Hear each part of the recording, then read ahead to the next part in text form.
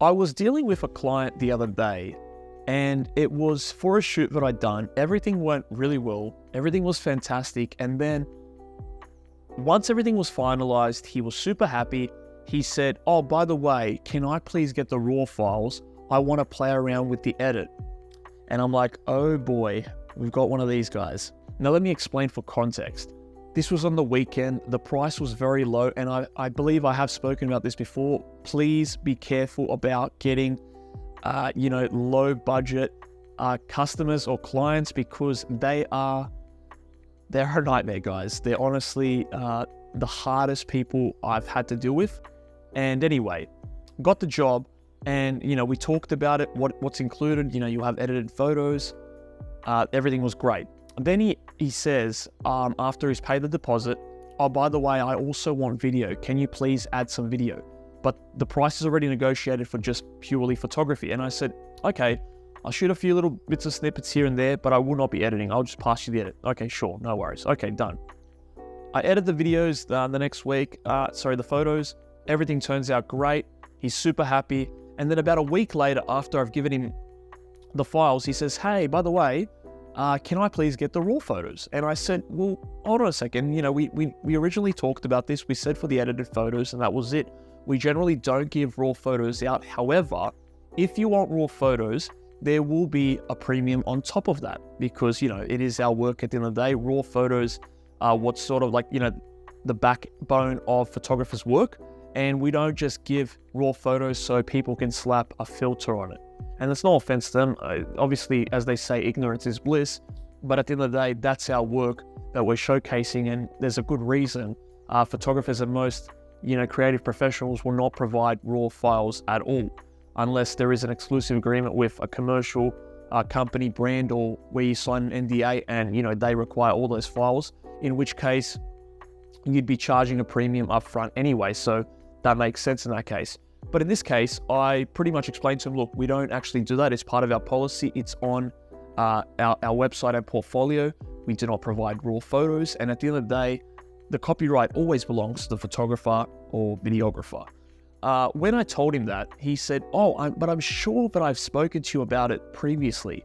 And I said, I can assure you we haven't, because if we did, there would definitely be a verbal agreement or a written agreement somewhere for the emails, and which there wasn't. And so sometimes you will deal with clients like this that will try and push you to try and get raw files. Keep your ground and obviously stay composed. But the most important thing, I think, my piece of advice would be, always make sure everything is written down. Even if you speak on the phone, as soon as you're done with the phone call, write down everything you spoke about. And if you mention that there is no raw files or any kind of raw things, make sure you mention that in the email and that they agree to that. And that way you're protected and you're safe, because a lot of times there are some clients that will try and take advantage of the system or take advantage of you. You just need to know, where you stand, and just understand, the rules and legislations around you and where you're protected.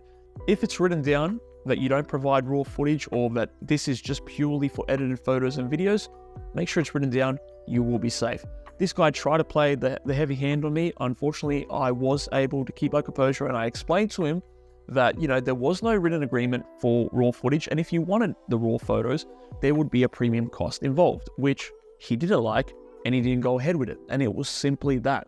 So I think I can't stress this enough, how important it is for context and just to be safe. If you are going to be dealing with cheaper clients, or sometimes even the more expensive ones, make sure you specify whether raw photos will be provided or not, or raw videos. In most instances, it isn't. But if they want it, there will be a premium cost, obviously under your discretion, whether you want to give that to them or not. But generally, if you do, make sure you guys charge a premium. You are giving them very big files where they can play around with the edit. They have a lot of room for latitude in terms of adjusting. So just keep that in mind, guys. But yeah, that's all I wanted to talk about today. Just the importance of protecting your brand as a photographer and creative, because a lot of times clients don't understand how difficult or how tedious the process of editing, whether it's photos or videos, can be. They think, it's just simple. You just throw a LUT in or whatever like that. It's a lot more than that, guys.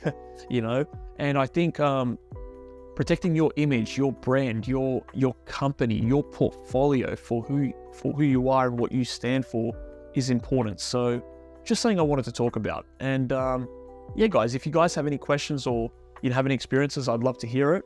And as always, I'll see you guys in the next one. Take care.